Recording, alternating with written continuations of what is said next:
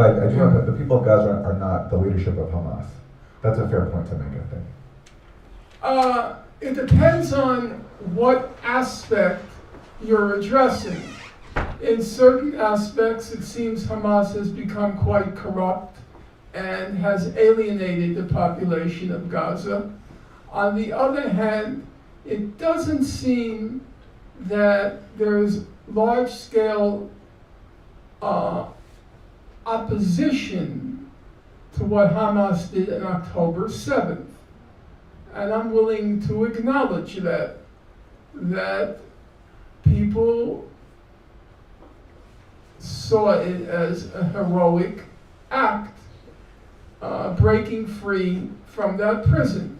For those of you who don't like to hear that or think I'm saying something I shouldn't be saying, I will, with hope Aaron will forgive me, it's exactly analogous to the African American reaction to Nat Turner. You couldn't find an African American who was going to condemn Nat Turner.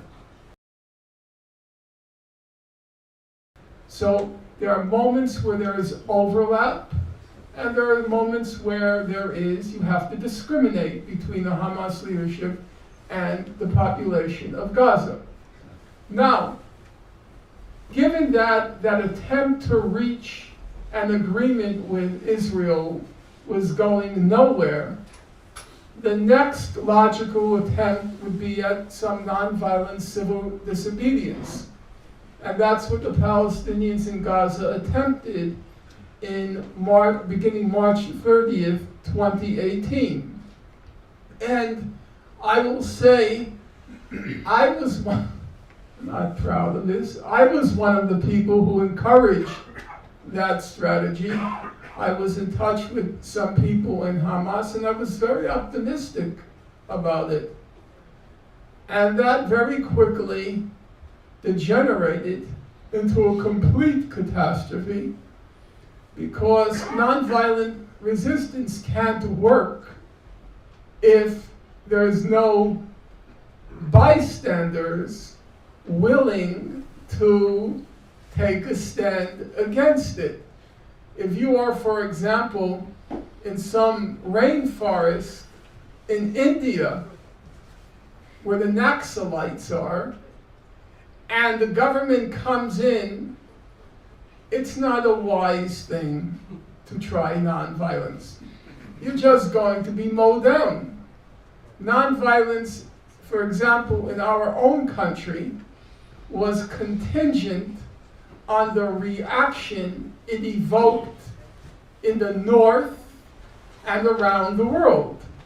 In the absence of that reaction, the nonviolence would have failed in a week. They would have just been brutally defeated.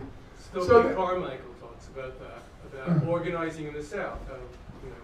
They packed a gun. Nonviolence doesn't work. Well, I don't agree with that part, but I'll be happy to discuss it with you. I don't agree with that part because I do think it worked in the American South. It was a brilliant practical example of the possibilities of nonviolence, but those possibilities are in very narrow circumstances. As a general rule, it can't work unless it resonates with a broader population outside the actual perpetrators of violence. You're not going to convert the American South to the rights of black people. They have to be imposed from without. And the Palestinians tried the nonviolence, the Great March of Return in March 30th, and the international community was indifferent. And so what happened? Well, we know exactly what happened. Israel, according to the human rights publications, and now I'm quoting them, they targeted children, nonviolent children, they targeted medics, they targeted journalists, and they targeted Gazans with physical disabilities. They were targeting people in wheelchairs, people on crutches, who were marching towards the perimeter of the concentration camp. And it was not unsurprising that in the face of that heartless, merciless brutality, the nonviolence wouldn't work. And so, I don't believe that the people of Gaza had any options left. In fact, and I've said this on numerous occasions, so you'll forgive me for repeating myself, I myself in 2020 had given up. I stopped writing on the topic. I didn't write anything for 3 years after 2020.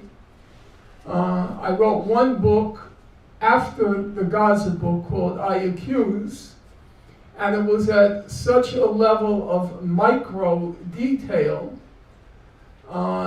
It sold very poorly. I remember when Colin Robinson came to me and he said, "You know, Norm, that sold only 374 copies." And that was painful.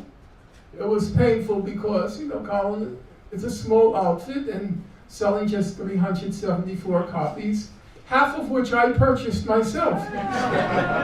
No, it's true, because I was sending it to the International Criminal Court. It's on sale at the back. I think it's called Remainder. And I was writing in more and more micro detail until it suddenly dawned on me, what am I doing? Nobody's interested anymore. The cause is dead.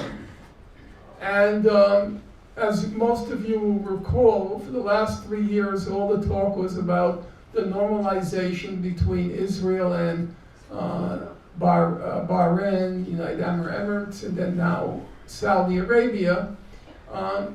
The cause looked dead. And the people of Gaza were going to be left to languish and die in that concentration camp into which they had been born when the blockade started in 2006. What were the options? What were the alternatives? Now, I will admit, part of me, I like a movie, you keep going over the reel in your mind. Okay, let's say they broke out of Gaza prison, Gaza concentration camp, and just fled. Just broke out and fled. Well, what would have happened? It's very easy to predict what would have happened, because a couple of years ago, 3 Palestinians with enormous, again, that ingenuity, they managed to break out of a prison, a high security prison in Israel. When they broke out of the prison, there was a kind of euphoria among the Palestinian population. They escaped. They figured out how to escape. They escaped. They had been digging the tunnel with their hands for years.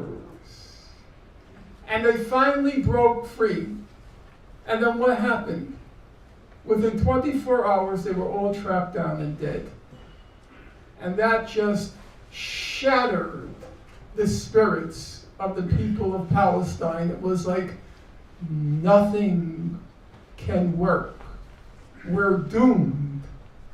So if they had just broken free and escaped, with absolute certainty, every single one of them would have been tracked down and killed. So then what were they supposed to do? They chose to take hostages.